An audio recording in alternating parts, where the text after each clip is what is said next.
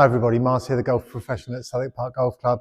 Two things, going to kill two birds with one stone. Always sort of sometimes struggle for what should I do my this week's video on, and Bill Bissett, one of our members, came into me this morning and said, can you do one on showing me how to manipulate the ball flight, draw it, fade it, that sort of thing. So yeah, definitely I can do that for you quickly. I'm going to mix that in at the same time of doing, not a product review, but I just want to show you something. So I'm going to come around this side of the camera. Now, as you probably know, most of you, I sell Ping, Cobra, TaylorMade clubs, and I'm this year going to do Cleveland as well. There's a couple of models. I want to just put it alongside this Ping. It's very Ping-like, but crucially, for not so much money. So I think a 6-iron set is something like $599, and in the Pings it would be probably $899. And they also do their Halo range, which are like hybrid irons. So that's going to really suit a lot of people. So I've got lots of fitting parts. They've all come in, stacks of shafts. So if you want a fitting in a set of clubs made to you more affordably, then yeah, great. I can do that for you. So I'm going to use it today. I've just had literally one hit and it was quite good. So we'll go with that.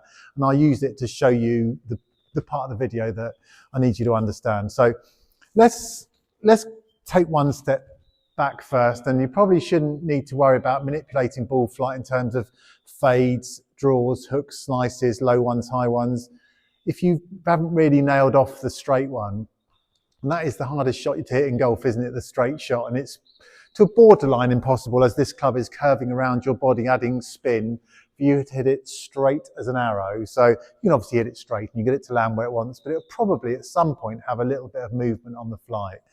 So really what I'm going to talk to you about is spin, really. I mean, if it's going to be a fade or a slicey shot, it's going to be spinning clockwise. You know, the club is going to be hitting across the ball slightly to make it curve that way, and the opposite for a draw. And I'm going to show you something for you slicers towards the end, something you should have a go with. So let's just see if we can make a start with a straightish shot. So fingers crossed I can hit a straight ball, and the machine is behaving itself today. And that is low and left. No, it's not. It's pretty straight. Didn't feel very good off the face. I think I got a bit low down, but so it's gone straight, a bit low, I think, to be fair. So you can see it's gone down the lines. And my club face and path are really quite good on that shot, even though it didn't feel great. It went a long way. So let's talk about draws and hooks.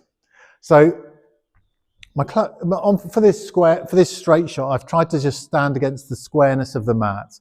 My feet, my knees, my hips and my shoulders are all on this parallel line going down. So it's that red line, hopefully you can see that. And then my ball to target line is parallel to that. So whenever you think about hitting straight shots, I'll always refer to it as almost like railroad tracks. You've got your club on one track pointing at the target, and your feet, your knees, your hips and your shoulders. And I know I've repeated that twice because it's very important. If I set up squarely but have a very open shoulder line, I'm going to exaggerate hugely, I'm going to hook it or pull it from that because the axis of my swing isn't right. So let's start off with that being square. So any type of draw shot is going to require me to swing in to out. The face part's interesting because the more closed the face is, the more hooky it will be. If the face is square or a tiny bit open, I'll get the draw. So I've set quite a hard angle there. So I'm going to just bring that in a bit so it's not so hard, right? So I'm going to point my club at the target line. So that's on railroad track 1. Now I'm a little bit closed. So for a right-hander now, I'm aiming to the right of the target with my feet, my knees, my hips, my shoulders on this line.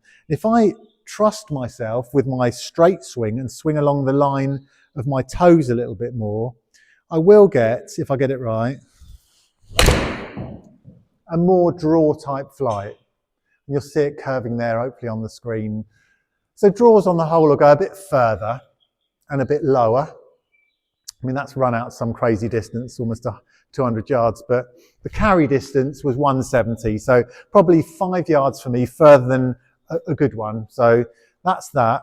Now you'll notice when we go into fade or a more fadey, slicey mode, I'll take some distance off now because it won't be such a powerful shot.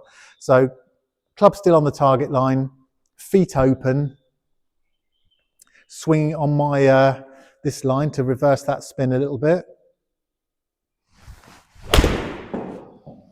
And that will have more fade to it. And it'll be a lot shorter. I'm exaggerating, that's only carried 120 yards. Now you've got all those shots in between if you get it right. For example, the furthest I could squeeze out of this 7-iron would be back ball position, maximum sort of low hook, and that will run out quite a long way. I mean, this would be, I don't know, I can't think of the hole, but it would be a bit extreme on the 4th. But if I go clamp down into here, that'd be very low, a lot of run, and you know, a good sort of positive draw. So that will undoubtedly, for me, probably run out. You can see it on the screen there. I've gone 210 yards with the run out on a 7-iron. So that's a certain type of shot.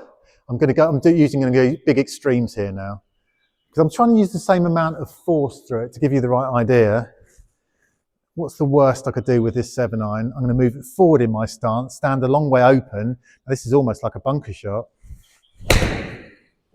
So that'll be, if the camera picks it up, it's super high in the screen. I hope you can see that. And that's going to come and land at 120 yards. So you've got a really extreme of things. But the reason why I like to do this, and I do it all the time, is it's just good for your golf, because you'll look at a certain type of shot. I don't know, you could have a back left pin position. So you want to aim into the middle of the green with a tiny bit of draw and see if you can move it to the back of the green. And the same, you might have a pin that's cut behind a bunker on the right that needs the fade. So ball flight manipulation is a good idea and quite good fun, really. I go into my square position, ball back, hands forward. That's the low stingery one. The one that you can drill into the wind, you see how low that flight is, but it still get good distance, so that's going to carry out to 150 and run on a bit further. And you can do all these things then when you understand that. So back to what I see a lot of that might help some of you. Whatever your swing fault is, you've got a big slice. And the only way you can cope with that slice and keep it on the fairway is aim miles to the left, slice across it, and it'll end up going down the fairway. But that one's gone just over 100 yards because I'm basically not going to get any drive out of the ball because I'm sliding across it. So one thing that you slicers can try, and it won't hurt you to try it, forget about your swing and trying to fix the slice. If you stood like this, quite shut, with any club, you'll be hard pushed to slice it. You might, in fact, slightly put right your, because however slicey your swing is, you're reversing the spin to something that's got more draw spins, anti-clockwise spin. So, you know, our perfect shot's going to have a lot of backspin on it and very little side spin. But yeah, ball manipulation is a bit of fun and good practice, and the best thing is to use some sticks and some alignment aids to understand where ball position and alignment is, and then be very careful, like I said at the start, about gridding up with your body, because that's vital, because you can do all these things right. For example, one of the things I can see quite often with someone that might be playing quite nicely, lovely little setup, everything's good, plonk back down again. See, I don't know if you can see my shoulders are open. I try and make a good swing now, and I slice across it, and you get a horrible shot. So